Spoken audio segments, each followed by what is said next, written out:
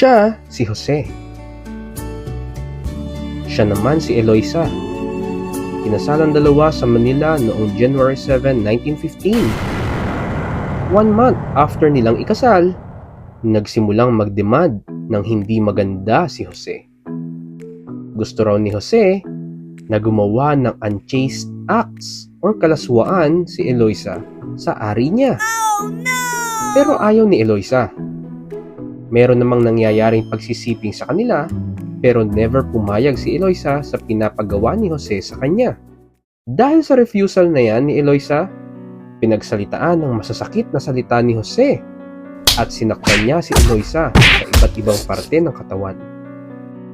Napilitang umalis si Eloisa at pumunta sa parents niya. Nag-file ng action for support si Eloisa.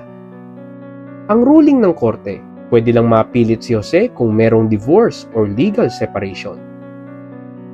Pagdating sa Supreme Court, ang marriage partakes the nature of a contract, kung saan nagkakaroon ng conjugal partnership sa pagitan ng lalaki at babae.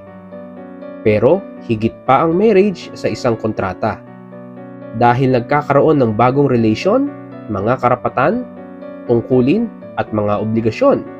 Hindi dahil sa agreement ng parties, kundi dahil may batas na nagsasaad ng mga karapatan, tungkulin at obligasyon nila.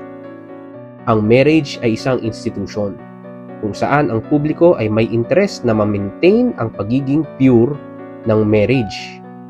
Hindi yan tinatapos sa pamamagitan ng kontrata.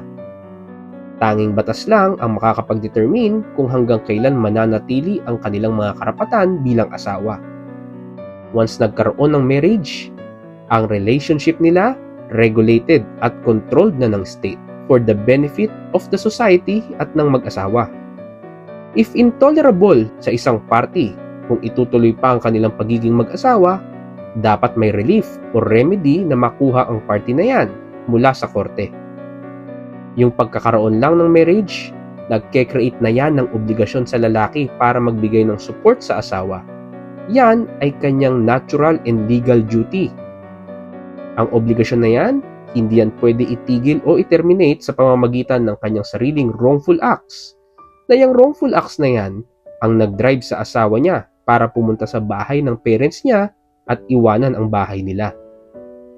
Ang korte, pwedeng magbigay ng decree for separate support nang hindi nagkakaroon ng decree of divorce or legal separation.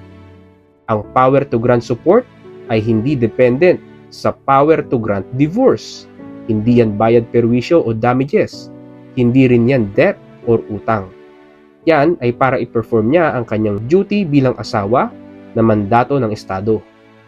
Ang decree for separate support ay dahil kailangang i-preserve ang public peace at purity ng wife, lalo na kung ang husband ay nagdedemand ng kalaswaan at nasa habit na ng pananakit sa misis niya. Yung separation na dulot ng decree for separate support ay hindi labag sa public policy na ang marriage ay isang sagrado at hindi maaaring labagin, kundi yan ay stronger o higit na public policy kung saan ang separation na yan ay upang ma-preserve ang public peace at moral. Hindi nito nilalagay ang misis sa sitwasyon ng pagiging femsole o babaeng walang asawa. Therefore, in this case, kailangang magbigay ng suporta ni Jose kay Eloisa kahit na hindi nakatira si Eloisa sa kanilang conjugal home o tahanan.